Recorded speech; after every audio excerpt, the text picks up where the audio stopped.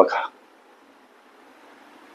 जर एखाद्या लोखंडी तारेचा चौरस तयार केला तर चौरसाची बाजू 22 सेंटीमीटर असते. जर ती तार पुन्हा वाकून तिचे वर्तुळ केले तर तयार होणाऱ्या वर्तुळाची त्रिज्या किती असा प्रश्न. इथं प्रश्न मनाशी असा विचारा की त्या तारेची लांबी किती, ज्या तारेपासून चौरस आणि वर्तुळ तयार करायचं.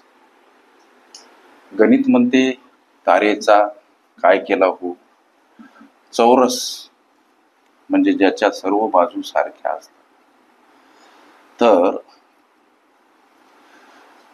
जर तारेचा चौरस केला तर चौरसाची बाजू 22 सेंटीमीटर या दर्शवल्या विधानावरून तारेची लांबी आम्ही काढू शकतो. जर चौरस केला, उदाहरणार्थ हा चौरस तयार झाला, तर चौरसाची बाजू 22 सेंटीमीटर मध्ये चौरसाच्या सर्वच बाजू लेकरांनो सारख्या असतात, म्हणजे ह्या सर्वच बाजू 22 सेंटीमीटर.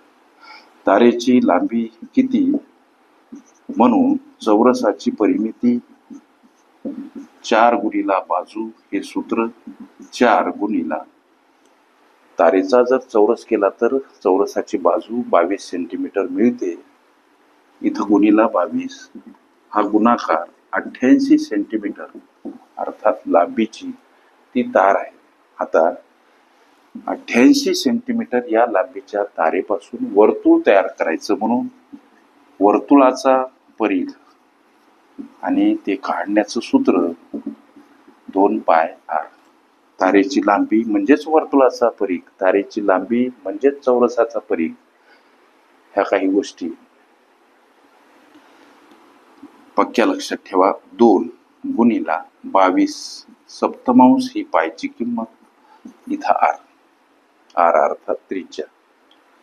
जर त्या तारेपासून वर्तुळ तयार केलं तर तयार होणाऱ्या, उदाहरणार्थ हे वर्तुळ आहे, त्या वर्तुळाची त्रिज्या किती असेल असा प्रश्न विचारला लेकरांनो.